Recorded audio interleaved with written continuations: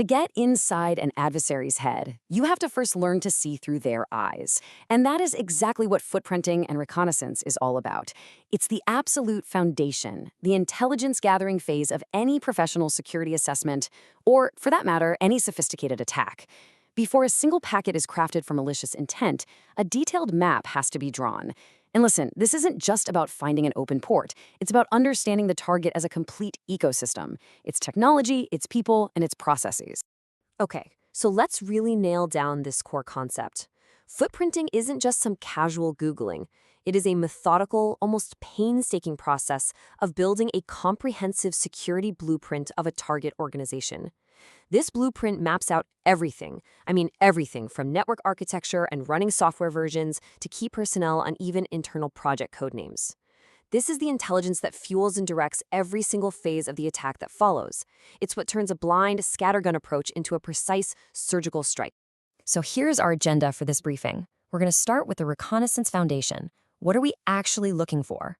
Then we'll get into the critical split between passive and active techniques. From there, we'll do a deep dive into search engine recon, then move into how automation and AI are changing the game. We'll also cover advanced OSINT, and finally, we'll tie it all together by looking at the very real threats that come from all this intel. All right, first up, let's talk strategy. The whole point of this phase is to systematically gather very specific categories of intelligence. When you start to synthesize all this information, what it reveals is the target's holistic attack surface. And I don't just mean the technical vulnerabilities. I'm talking about the human and the procedural weak spots as well.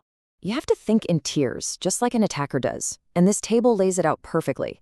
You start at the organizational level. Who works there? What are their roles? What's the corporate structure like? Heck, even press releases are gold, because they might announce new tech or partnerships that just opened up a new flank.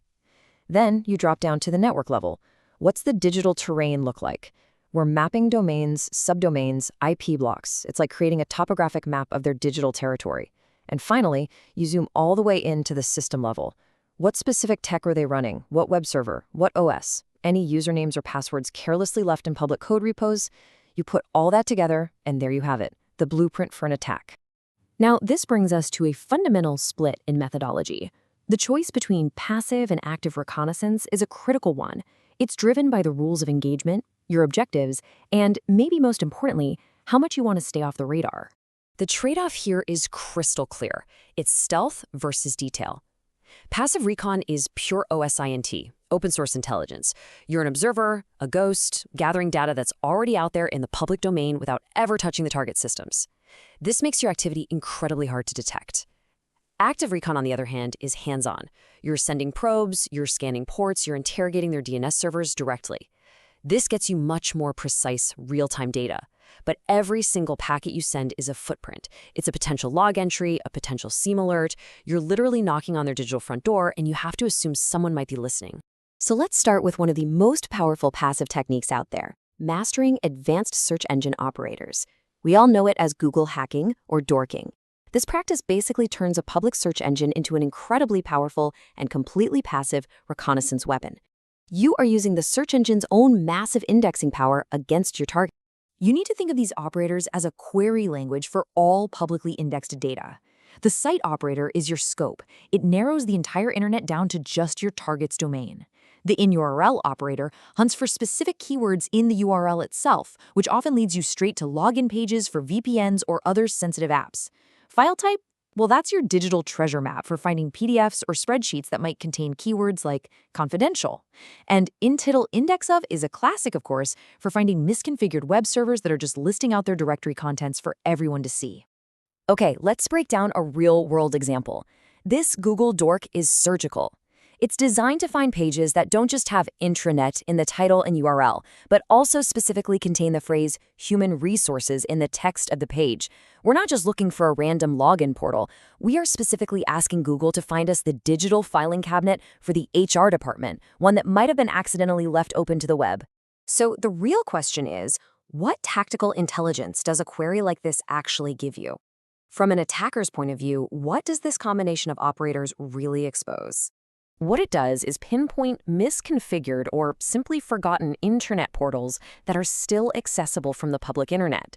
And adding human resources, often leads you right to employee directories, full org charts, internal policy documents.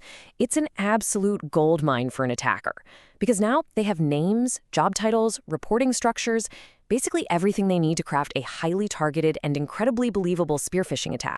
And you don't even have to invent these queries from scratch. The Google Hacking Database, the GHDB, systematizes this whole process. It's a massive, authoritative repository of thousands of pre-made dorks, all neatly categorized by the type of information or vulnerability they uncover. An operator can just browse the GHDB for dorks known to find sensitive directories, expose login portals, or even config files with credentials. It's a foundational resource for any passive recon work for both attackers and pen testers. All right, so let's look at the evolution of these techniques. With the massive scale of modern corporate networks, doing all this manually is just too slow. And that's where automation and, more recently, AI-powered interfaces are coming in to execute this kind of reconnaissance with incredible speed and efficiency. The real innovation here is the abstraction. An operator can just use a simple natural language prompt with an AI-powered shell. The AI takes that human intent and translates it into the precise command line syntax you need to run an automated tool like Sublist 3. This just removes the mental overhead of having to memorize specific flags and syntax for dozens of different tools, which frees up the operator to focus on strategy, not mechanics. And here's the kind of output you get: a rapid, automated list of subdomains. Now, tactically, this is huge because it dramatically expands the attack surface. Every single one of these subdomains is a new potential target. A blog might be running a vulnerable version of WordPress. A cert portal could reveal details about their internal PKI. And critically, a staging environment is almost always a high-value target because it often has weaker security, debug modes enabled, or even default credentials just sitting there. But our intelligence gathering has to go beyond just search engines. We need to pivot to other critical OSINT vectors. These sources give you a totally different dimension of insight. You start moving past the purely technical and into the target's internal operations, their tech stack, and even their corporate culture. A classic example is a job posting.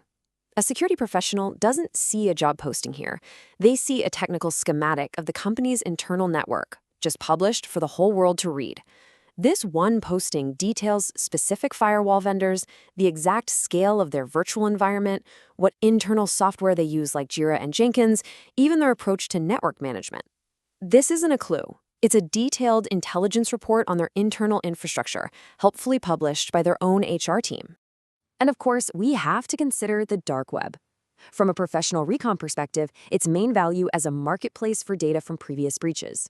An operator will scour dark web forums and markets for leaked credentials, database dumps, and sensitive documents related to their target. If you find your organization's data for sale here, it means the reconnaissance phase might be partially done for the attacker before they even start. They could just buy a valid set of credentials and bypass the perimeter entirely. So finally, let's put all this gathered intelligence into a risk context. Each piece of information isn't just a data point floating in space. It's a potential enabler for a specific, tangible threat to the organization. This is where reconnaissance translates directly into risk. You can draw a straight line from intelligence gathering to threat execution. When an attacker knows your internal project names from a press release, and they have your org chart from a leaked document, they can craft a spear phishing email that is almost indistinguishable from a legitimate internal message. That is how this data directly translates to a much higher probability of compromise. And the risk just climbs with technical data. Information on specific operating systems or software versions lets an attacker completely bypass the guesswork. For example, that job posting mentioned a specific firewall vendor. The attacker can now focus all their efforts on finding vulnerabilities specific to that one vendor's products. They can hit up the CVE database for known exploits, turning a broad search into a targeted attack against a known weakness. And the culmination of all these threats is direct business impact. This is not just a theoretical exercise for the IT department. Whether it's corporate espionage from a competitor who found your strategic plans in an exposed S3 bucket, or direct financial loss from a ransomware attack enabled by an exploit found during footprinting, the end result is a tangible, and often severe, loss for the business.